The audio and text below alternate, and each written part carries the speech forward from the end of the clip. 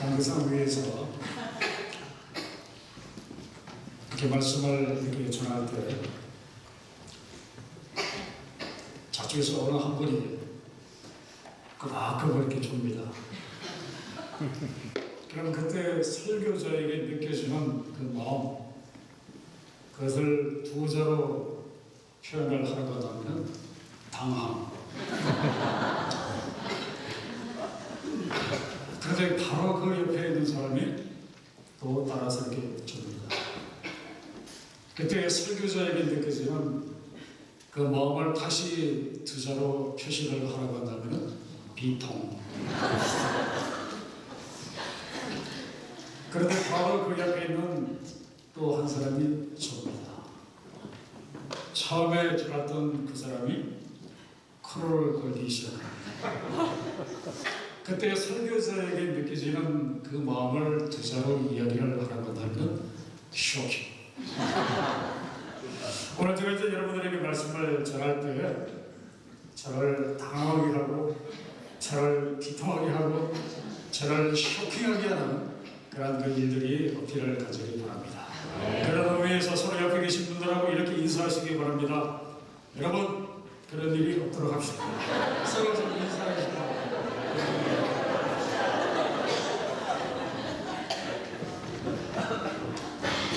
아마 여러분들은 그 유럽을 다녀오신 분들이 많이 있을 줄 이렇게 믿습니다. 저는 이 아시아 지역만 주로 이렇게 다녔지 유럽은 한 번도 가본 적이 이렇게 없습니다. 그래서 그 유럽에 갔다 오신 분이 저한테 그러더라고요. 유럽에 가니까 이 프랑스라고 하는 이 나라가 있습니다. 라고 저한테 그 이야기를 해요. 그래서 프랑스가 있구나. 그리고 또 그분이 이야기하기에 프랑스에 가니까 또 파리라는 데가 있습니다. 예, 또 파리가 있군요. 그리고 또 그 파리에 에펠탑이 있다고 합니다. 그래서 예, 또 에펠탑이 있군요. 저는 그 에펠탑에 가본 적도 없고 그리고 에펠탑을 본 적도 이렇게 없습니다. 그런데 제가 믿는 것은 그 에펠탑이 파리에 있다는 것을 철저하게 이렇게 믿습니다. 오늘 우리들에게 주신 이 말씀의 성령님도 이렇게 마찬가지예요.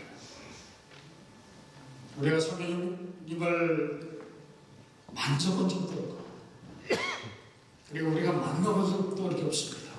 그럼에도 불구하고 파리에 에펠탑이 있는 것을 우리가 철저하게 이렇게 믿는 것처럼 성령님이 계심을 믿습니다. 믿으시면 더 크게 아멘 하시기 바랍니다. 자, 오늘 이 말씀에 나오는 성령님이 누구십니까? 그 성령님은 하나님의 영이십니다.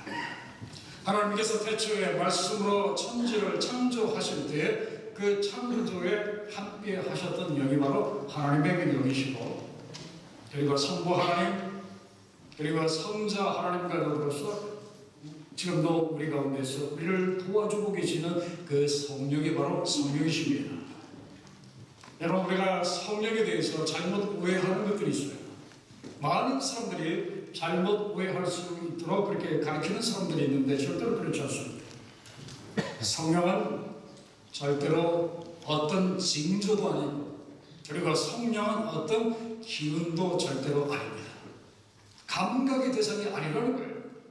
성령님은 어디까지나 우리의 신앙의 대상, 우리의 믿음의 대상이라고 이렇게 하는 것입니다. 엄연한 인격자이시고 그리고 우리 중에 계시는 하나님이 바로 내 안에 계시는 성령입니다. 이렇게 하시는 것입니다.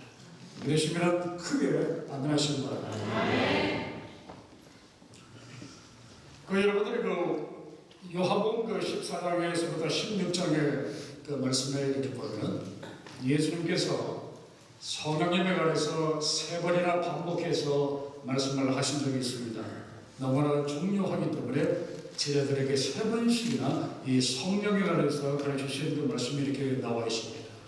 그 중에 이 요한복음 14장 16절에 성령에 관해서 예수께서 뭐라고 말씀을 하시는가 하면 내가 아버지께 구하겠으니 그가 또 다른 보혜사를 너희에게 주사 영원토록 너희와 함께 있게 하리니 라고 기록하십니다. 자, 그 말씀을 보면 예수께서 성령을 가르쳐서 뭐라고 말씀하셨습니까? 세 가지로 보혜사라고 이렇게 말씀하셨어요. 보혜사.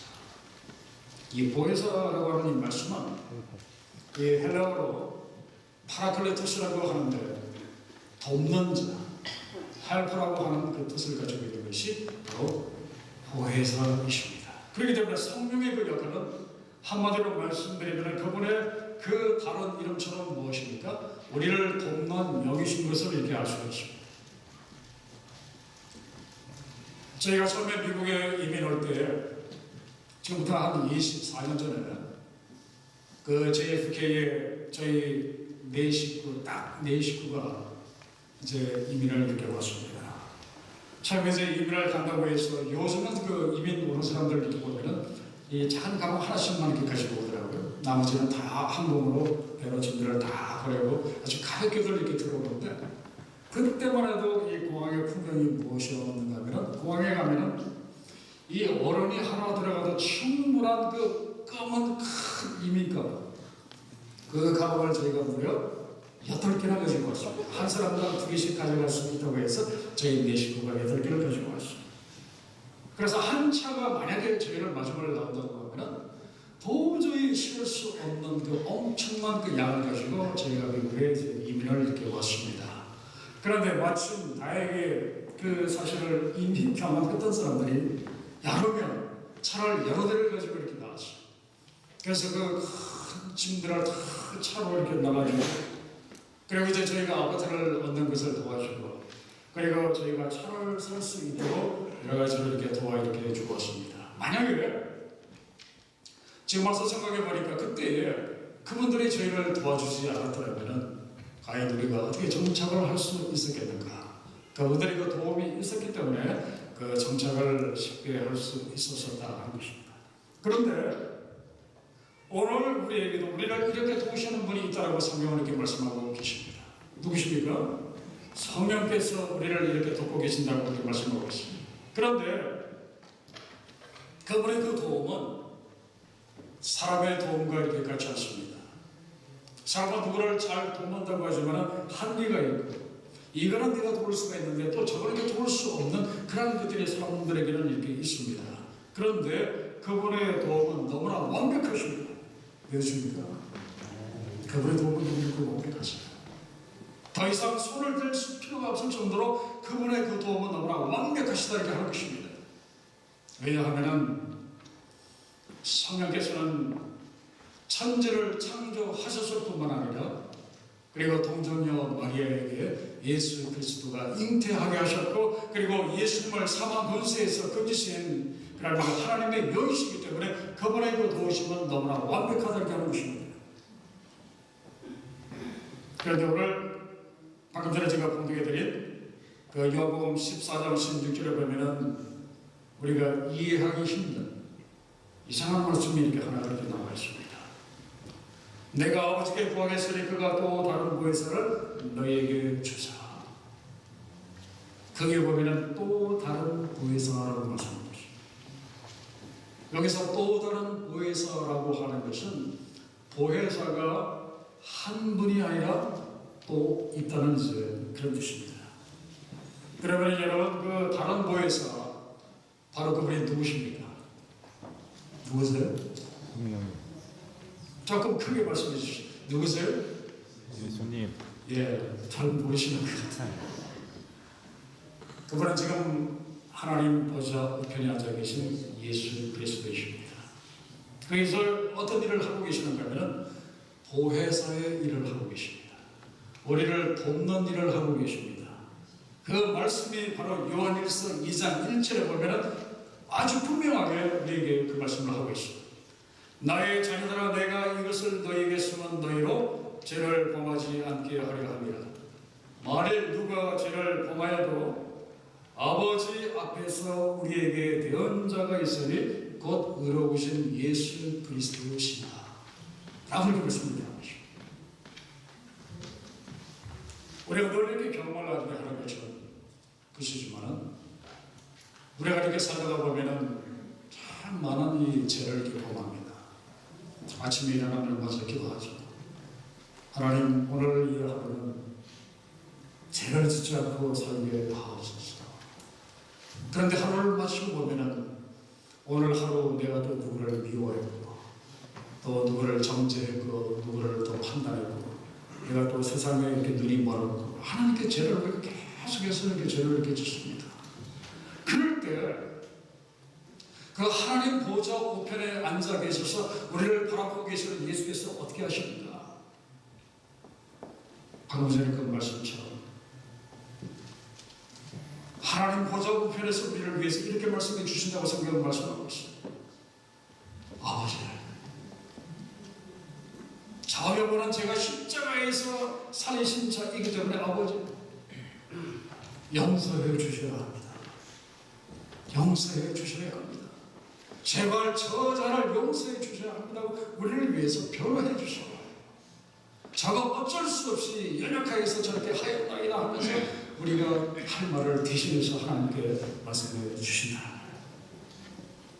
그런데 원문에 보면은 그 요한일서 2장 1절에 그 대언자 그리고 요한복음 14장 16절에 그 보혜사 한쪽에서는 대언자라고 말씀을 하고 있고 한쪽에서는 보혜사라고 말씀을 하고 있는데 똑같은 말을 이렇게 사용을 하고 있습니다. 파라클레토스. 무슨 얘기입니까? 예수님께서는 하늘에서 우리를 이렇게 도와주고 계시는 보혜사이시고 그리고 땅에서는 우리를 도와주고 계시는 보혜사이신 성령님이 이렇게 계시다 이렇게 하는 것입니다. 저는 여기서 생각을 할 때마다 얼마나 감사한지 이렇게 모릅니다. 자녀는 힘이 부족하고 연약한데 나를 도와주고 계시는 분이 계시다고 하는 거예요. 하늘에서는 누가 이렇게 나를 돕고 있어요? 보혜사이신 예수 그리스도께서 하나님 보좌 우편에서 나를 위해서 대언해 주시고 나를 위해서 변호해 주시고 나를 이렇게 돕고 계시고 공중에서 그렇게 그리고 땅에서는 누가 이렇게 나를 이렇게 돕고 계십니까? 바로 보혜사이신 성령께서 내 안에 계셔서 나를 이렇게 돕고 이렇게 계신다고 하는 거예요. 여러분 우리는 한마디로 이렇게 말씀드립니다.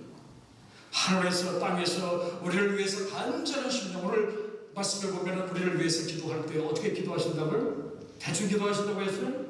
간절히 기도한다고 간절히라는 게 말씀이 있어요. 이 말씀을 볼 때 하늘에서도 땅에서도 우리를 위해서 기도하신 이 분이 계신다고 하는 것 이걸 다른 말로 표현을 한다면 우리는 이 세상에서 최고의 백그라운드를 가진 사람들이 바로 우리다 이렇게 하는 것입니다. 왜요? 우리는 입체적으로 도움을 받고 있기 때문에 그렇습니다. 하늘에서 예수 그리스도께서 우리를 돕고 계시고 그리고 땅에서는 이 성령께서 우리 안에서 우리를 돕고 계시기 때문에 그렇다 하는 것입니다. 그런 의미에서 여러분 옆에 있는 분들을 여러분들이 축하해 주시기 바랍니다.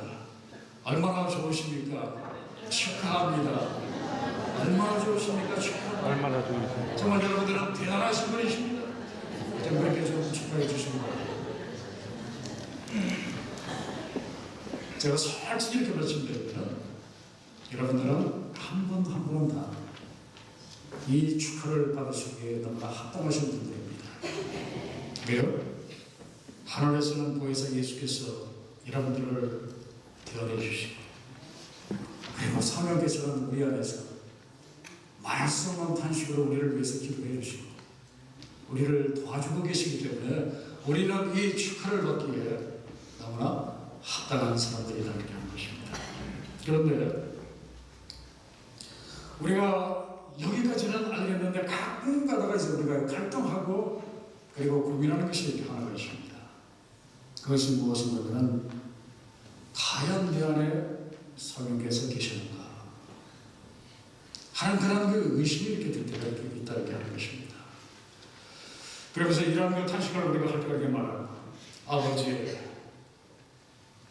아버지 저는 그 흔한 남들은 입만 열었다고 하면은 그 잘하는 그 방언 그거 한 번 저는 못 받았는데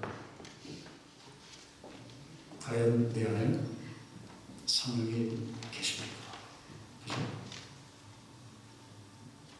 아버지 저는 예수 믿은 지 겨우 일주일밖에 안 됐어요.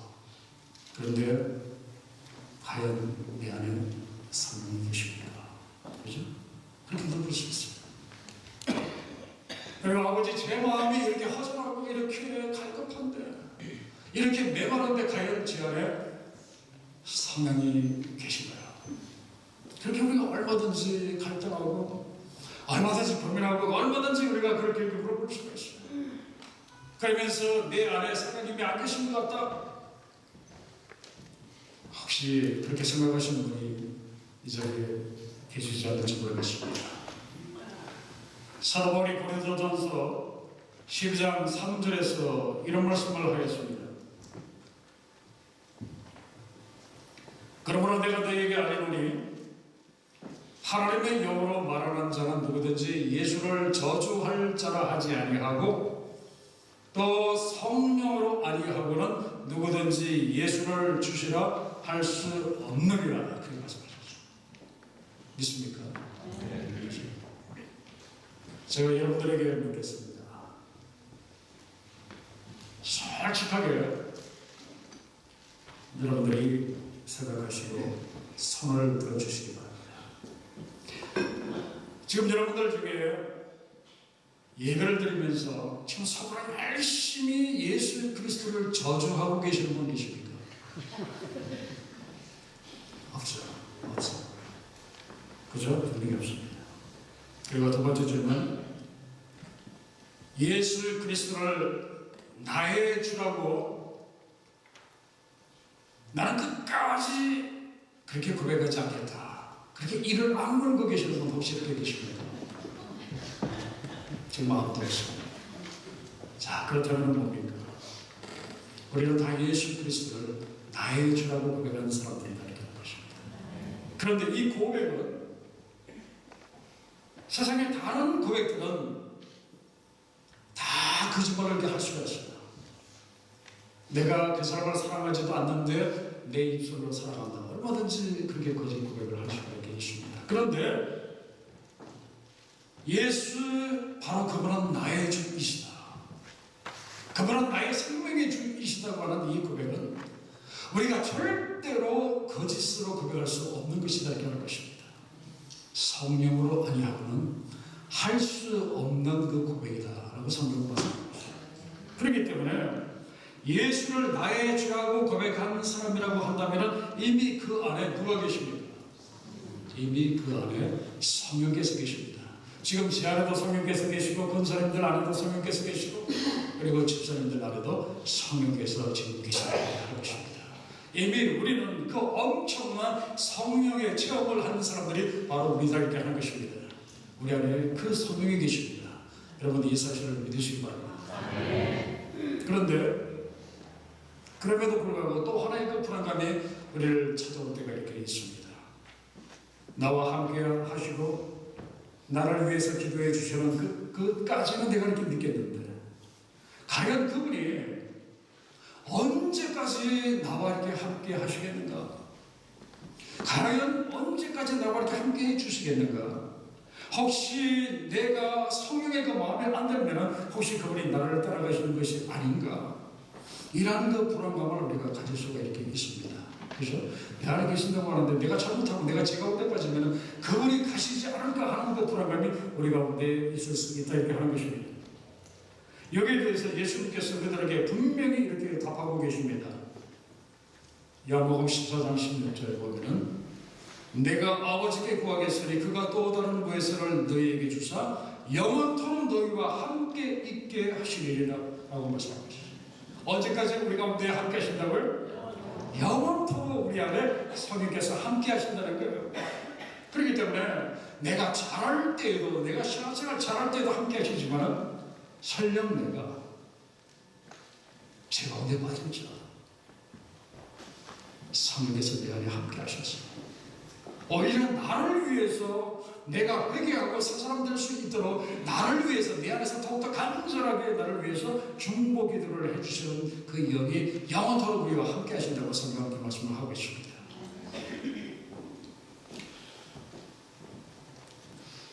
사람들은 그 사랑하는 그 사람을 만나면은 이 기쁨이 참 이렇게 앞섭니다. 너무나 좋은 사람을 만나기 때문에. 그러면서 그 이면에 다른 마음에는 어떤 그 불안함이 이렇게 찾아오는가 하면 내가 이렇게 좋은 사람을 만났는데 헤어지면 어떻게 하나 하는 그 불안 경험해 보셨어요?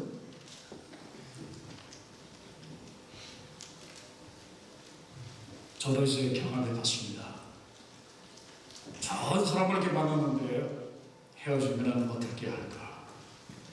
그래서 그 안부임을 걱정하고, 그리고 내 옆에 있는지 그것을 확인하기 위해서, 옛날에는 이 카톡이 없었기 때문에 열심히 이렇게 전화했습니다. 시도 때도 없이 전화해서 과연 있는지 없는지 그렇게 확인을 했는데, 요즘은 가만히 보니까 사람이 내 옆에 그 사람이 있는지 없는지 확인하기 위해서 시도 때도 없이 이 카톡을 보내는 것을 제가 이렇게 봤어요.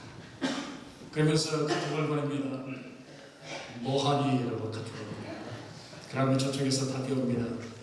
밥난다. 그러면 또 여기서 또 카톡을 보냅니다. 맛있게 먹어. 옆에 있는지 없는지 그것을 확인을 하기 위해서 정말 그 질문 같지도 않은 그 질문을 계속해서 이제 보는 것이 요즘 현대인들의 그 우리들의 그 모습이다 이렇게 하는 것입니다.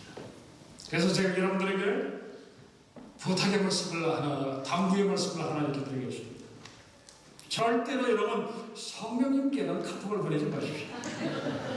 그분은 지금 내 안에 계신데 왜 엉뚱하게 카톡을 보내요? 그죠? 영원토록 내 안에서 나와 함께 이렇게 하시면 돼요. 자, 그럼 이제 마지막으로 성령님을 모신 사람의 그 모습은 어떨까? 제가 세 가지 말씀드리겠습니다. 여러분 이것을 생각을 하시면서 나는 과연 거기에 맞는 사람인가? 나는 과연 그 성령을 모신 그 사람인가? 여러분들이 여러분 자신을 한번 돌아보시기 바랍니다. 첫째, 성령을 모신 사람은 그 안에 무엇이 있는가 하면 권세와 그리고 능력이 있습니다. 있습니까? 그 말씀이 어디에 이렇게 나와 있습니까? 사도행전 1장 8절에 이렇게 나와 있습니다. 오직 성령이 너희에게 임하시면 너희가 권능을 받으라고 말씀하십니다. 너희가 권세를 받고 너희가 능력을 받는다라고 이렇게 말씀을 하고 있습니다. 우리 안에는 성령이 임하여 계시기 때문에 우리는 그 성령의 권세와 우리는 그 성령의 능력이 함께하는 이렇게 살아있는 줄을 이렇게 믿습니다. 이번에 저희가 그 몽골에 가서 그 딘지 교회의 두 번째 사역을 할 때였습니다.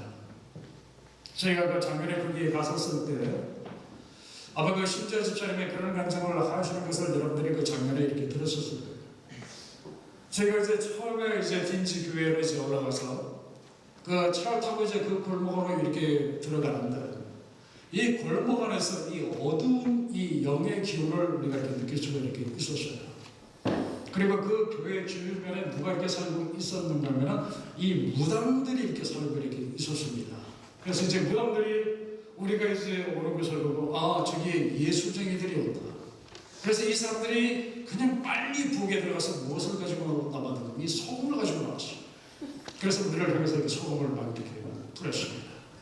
그런데 이번에 가서 보니까 놀라운 일이 하나가 이렇게 벌어졌습니다. 그것이 무엇인가 하면 그 많은 그 무당들이 교회 옆에 있던 그 무당들이 다 이스라엘하고 아무도 없었어요. 다 이스라엘하고 아무도 없었어요. 성령을 보신 자들이 가는 성령의 근세로 가는데 어떻게 그들이 거기에서 버틸 수가 있었고 어떻게 그들이 우리의 걸음을 이렇게 막을 수가 이렇게 있었겠습니까? 첫 번째는 그 사람들이 우리를 잘 몰라서 버티고 있었지만 두 번째부터는 우리를 아니까 그들이 피하고 따라갈 수밖에 없었다. 이렇게 성령을 모신 사람의 첫 번째 증표는 그 사람에게 무엇이 있는가 하면 권세가 있고 그 사람에게 능력이 이렇게 있다는 거예요. 그리고 또 한 가지 성령을 모신 사람은 내 삶에 어떠한 그 고난이 찾아오든지 그것을 감당할 수 있는 능력이 그 사람에게 있습니다. 그 유명한 이야기를 하나 좀 말씀드리겠습니다. 여러분 그 김준권 박사님 아시죠? 이분은 한국에 그 그 대학생 선교회 KCCC를 창립하신 그 사람이십니다. 이분은 살아오면서 굉장히 많은 어려움을 많이 이렇게 겪었어요. 자기가 어렸을 때에는 자기 동생이 이 불놀이를 하다가 어떻게 잘못해서 불에 타 죽는 것을 이렇게 자기가 보았어요. 그리고 다른 동생 하나는 이 집 근처에서 이 큰 나무가 이렇게 넘어지는 바람에 나무에 이렇게 치여서 이렇게 죽는 것을 자기가 이렇게 보았어요. 그리고 자기 어머니가 돌아가시는 것을 자기가 보았고, 그리고 세 형님들이 차례차례 돌아가시는 것을 자기가 이렇게 보았어요. 그리고 6.25 때는 자기 아버지가 이 자기 눈앞에서 이 처형을 당한 그런 그 모습을 이분이 이렇게 보았어요. 그리고 몇 해 전에는 자기 동생이 딸 넷을 이렇게 남겨놓고 죽는 것을 이렇게 경험을 했습니다. 그리고 그 일이 있고 난 다음에 1년도 안 돼서 자기 친딸이 이렇게 죽으면서 자기의 두 어린 딸을 부탁한다고 맡기고 그렇게 죽었어요. 그래서 이번 옆에는 이 고아원을 이렇게 차려도 될 정도로 자기 형제들이 자기에게 많은 어린 자녀들을 맡기고 이렇게 돌아갔어요. 참 기가 막힌, 얼마나 이렇게 기가 막힌 그런 분이 사람입니다. 그런데 이런 상황에서 그가 이렇게 고백을 했습니다. 정직하게 고백하면 나는 하나의 얼굴로는 웃고 다른 얼굴로는 운다. 내 영혼 주님을 찬양하고 기뻐하고 감사하며 깊은 곳에서 샘물같이 환희가 솟는다. 그러나 다른 마음의 하늘에서는 비가 끊임없이 내리고 있다. 옆을 보면은 정신병에 걸릴 것 같고 위를 보면은 현기증이 난다. 내 안을 들여다보면 죄와 추한 것들이 있고 가거는 회한과 슬픔뿐이고 미래는 안개처럼 불확실하고 불안하다. 그럼에도 내게 깊은 위로와 그리고 감사와 그리고 찬양과 그리고 평안이 있다. 그것은 내게서 나온 것이 아니라 성령이 내게 주시는 것들이다 라고 그분이 그렇게 자기의 그 책에서 그렇게 이야기를 하고 있습니다. 그 엄청난 그런 그 어려운 가운데서도 자기로 하여금 그 모든 것들을 이겨내게 하고 마지막에 자기 마음속에 감사와 찬송과 평안이 넘치게 하신 것은 바로 성령께서 나에게 은혜를 주신 것이다. 그렇게 말씀을 하고 있습니다. 바로 이것이 성령을 모시고 사는 사람들의 모습이에요. 아무리 힘들고 어렵고 그래서 다 이겨낼 수 있도록 우리 안에 계신 보혜사 성령께서 우리를 그렇게 도우신다는 뜻입니다. 혹시 지금 여러분들 중에는 나는 지금 굉장히 힘이 든다. 참 만날이 걱정이 된다.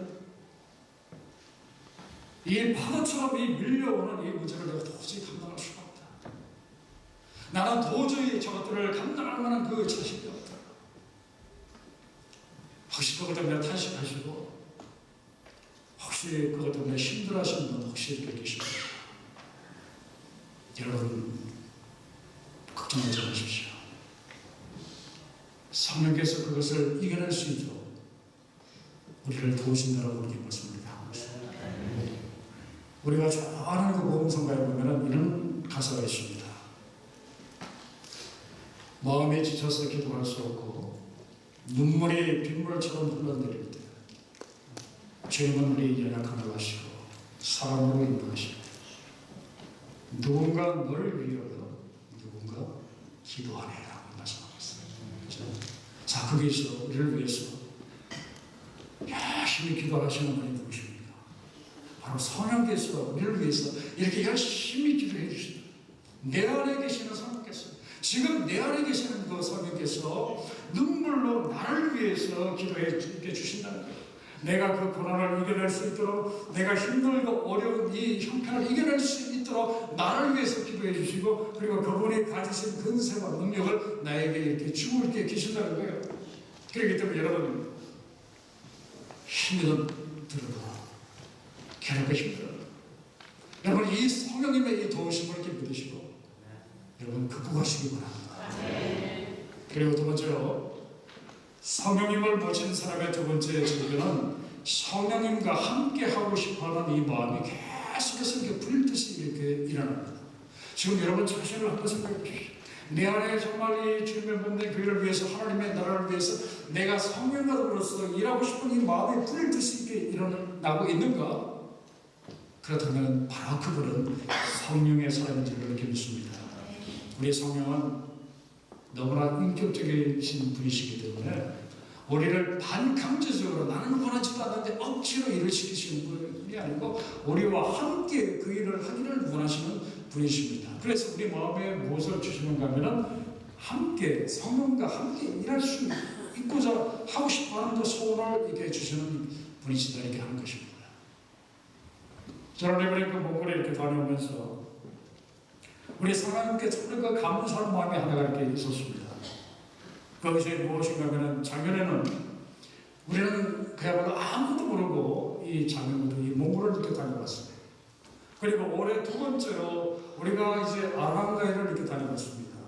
그런데 첫 번째보다도 두 번째가 다른 이유가 무엇인가 하면 첫 번째는 그런 그 마음들이 별로 없었는데 첫 번째 갔다 와서는 참 우리가 고생했다는 이 마음은 이렇게 있었는데 두 번째 갔다 오니까 고생했다는 그 마음은 싹 사라져버리고 저희 그 마음 속에 계속해서 어떤 그 마음을 이렇게 주시는가 하면은 참 좋다. 성령과 더불어 계속해서 일했으면 참 좋겠다. 이걸 다른 말로 표현하면 또 가고 싶다 하는 그 마음을 계속해서 이렇게 주시더라는 겁니다. 제가 며칠 전에 저희 총회 감독님을 만났습니다. 어떻게 잘 다녀오셨습니까? 인사를 하시길래 감독님 저 또 가고 싶은데 그랬더니 감독님이 뭐라고 하시는지 아세요? 큰일 났습니다 라고 이렇게 얘기를 합니다. 이렇게 성령을 모신 사람은 그 마음속에 성령과 일하고 싶은 그 마음이 계속해서 일어나게 된다. 성령과 계속해서 일하고 싶어 하는 그 마음이 여러분들의 그 심령에도 그야말로 이 불일 듯이 일어나기를 우리 주의 이름으로 간절히 축원합니다. 이제 마지막으로 세 번째, 성령님을 모신 사람의 세 번째 증표는 사랑이다. 이렇게 말씀드렸어요. 뭐요? 사랑이다. 사랑. 이 성령님은 어떤 영이시라고 이렇게 말씀드렸습니까?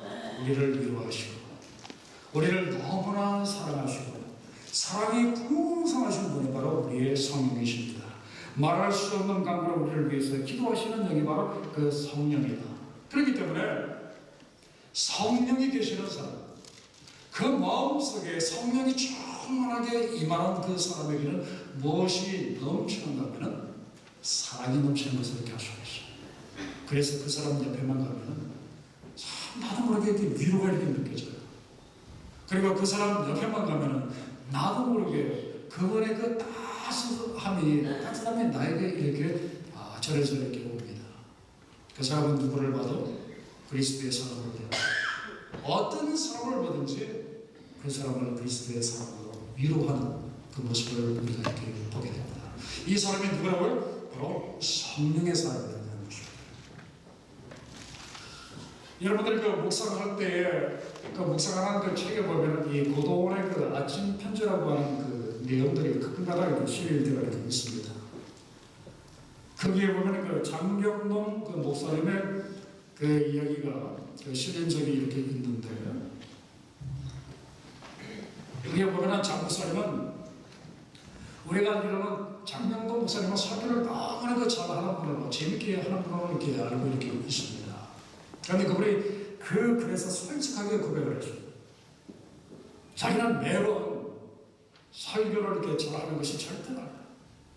자기도 설교를 굉장히 못할 때가 너무나 많다. 그렇게 고백을 했습니다. 그러면 이제 자기는 어떻게 하는가 하면 예배가 이제 끝나고 교인들이 이제 저 앞으로 나가면서 자기하고 그 인사를 할 때 자기 아내가 저기서 이제 걸어오면은 자기가 먼저 선수를 딱 친다고 합니다. 뭐라고 선수를 이렇게 치는가 하면 여보 나 오늘 죽 썼어. 이제 선수를 딱 하죠. 그러면 이제 사모님이 이렇게 말을 한다고 합니다. 여보 죽이 더 맛있어. 그렇게 한다고 합니다. 그러면서 그동안의 아침 편지에서 어떤 결론을 내리고 있는가 하면은 큰 인물 뒤에는 언제나 특별한 그 사람이 있다. 그 사람이 잘하든지 아니면 못하든지 한결같은 그 마음으로 용기를 이렇게 북돋아주는 사람이 그 사람 뒤에는 있다. 그래서 죽이 더 맛있어라고 하는 그 아내의 그 말이 그 남편을 이 시대의 큰 목사로 만들었다. 그래 보면 그런 것들이 있겠습니다. 자, 누가 성령의 사람입니까? 바로 그 장목사님의 그 사모님과 같은 사람이 바로 이렇게 성령이 그렇게 사람이에요. 성령이 계시는 사람은 위로가 있다고 했어요. 그리고 사랑이 있다고 했습니다. 그리고 다스함이 있다고 했습니다. 오늘 당장 여러분들이 오늘 집에서 이것을 좀 실천하시기 바랍니다.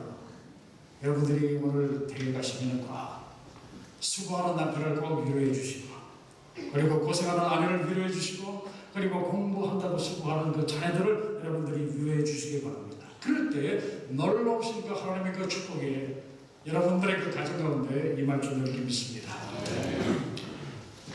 이제 말씀을 정리합니다. 오늘 이 말씀의 가르침이 세 가지인데 여러분 꼭 기억하시고 이 성령과 함께 하시는 분들이 되기를 간절히 바랍니다. 첫째가 무엇이었습니까? 성령이 있는 사람에게는 무엇이 있다고요? 성령이 있는 사람에게는 능력이 있다고 그런 것입니다.